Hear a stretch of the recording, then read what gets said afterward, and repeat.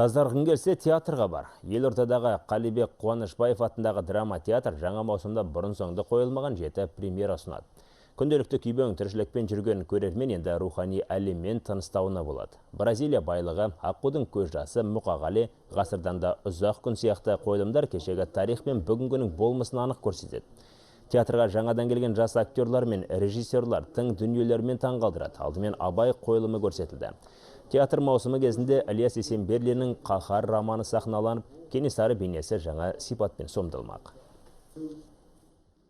26 маусымда біздің қойылым спектакльдеріміз ең алдымен Мұхтар Әуезовтің «Қорғансыз көне дүниесі», оны қойылым Әлімбек Өзбек.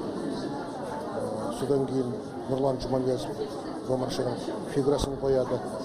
Бұл музыкалық спектакль. Өйткені біздің театрда әншілер көп, дауысы әдемі, қыз жігіттер көп.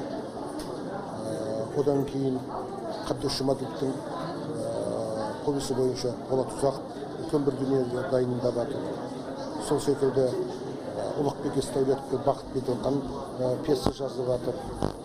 Және мен өзім Толстойдың «Холостомер», яғни орысшасы «История Лошади», қазақшасы «Қазанат» дейтін спектакль дайындап отырмыз.